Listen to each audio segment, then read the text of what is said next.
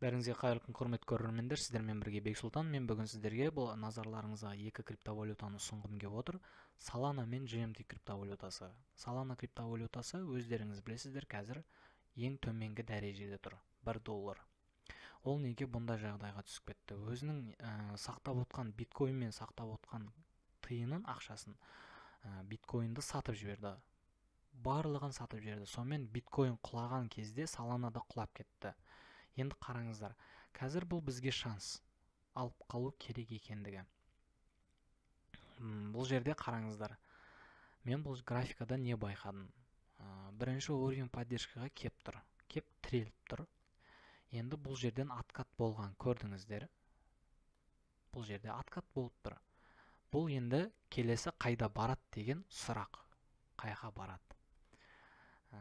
Болашақта мына жерде бір уровень сопротивления, уровень сопротивлениенің зонасы осы жерде тұр. Мына графика мынаған баруы мүмкін. Мына жерде сатып алсаңыз, осы жерде сатып жіберсеңіз болады.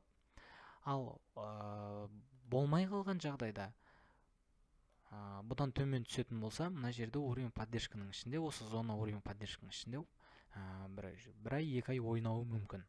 Бұл менің болжамым.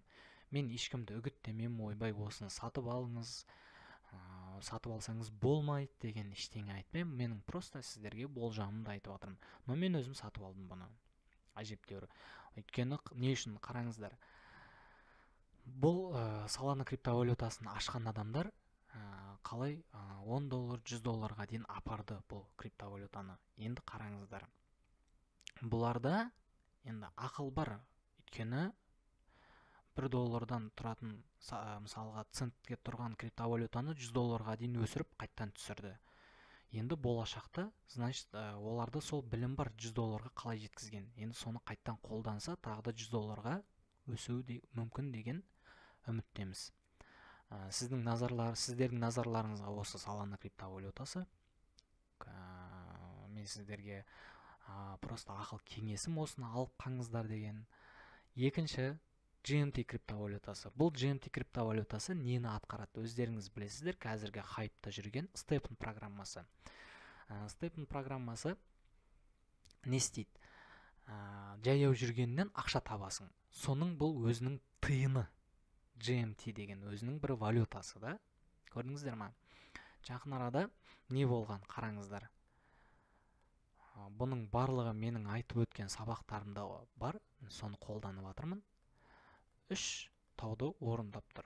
Өздеріңіз көріп тұрсыздар. Осы 3 тауды орындап төмен түскен. Енді қараңыздар. Мына жерде бүгінгі 7 сағаттан кейін осындай паттерн болып бітетін болса, мынау осылай бітетін болса, бұл паттерн поглощение болып есептеліп кетеді. Өздеріңіз білесіздер, соңғы сабақтарда паттерндардың қосындысын көрсеткен болатынмын. Оны көрмесеңіздер, подсказкаде тұр, солардан ашып көре берсеңіздер болады.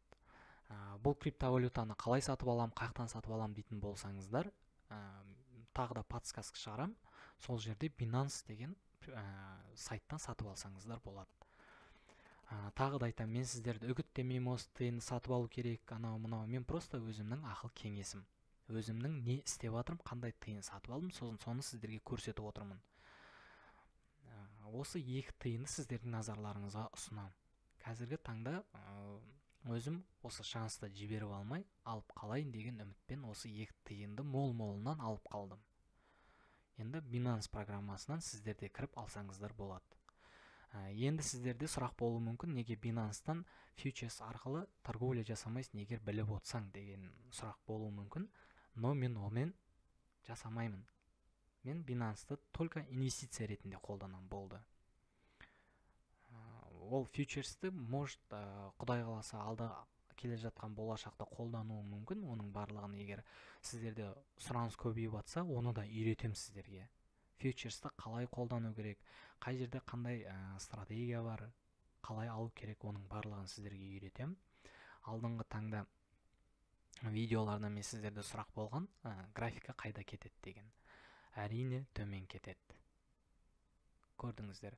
Ол жерде паттерн поглощение орындалып тұр, но одан кейінгі келесі екі паттерн нені беріп тұр? төмен қарай кетет деген сигнал беріп тұр. Көрдіңіздер. Сіздерге айтар ақыл кеңесім осы. Бұл криптовалютаны осыдан бір апта бұрын жабық каналға да шығарып қойған болатынмын. Кім жабық каналда бар, солар білет. Тағы не айтам, сұрақтарыңыз болса жаза беріңіздер. Жауап беруге әрдайым дайынмын. Сіздермен бірге болған Бексұлтан. Қош, сау болыңыздар.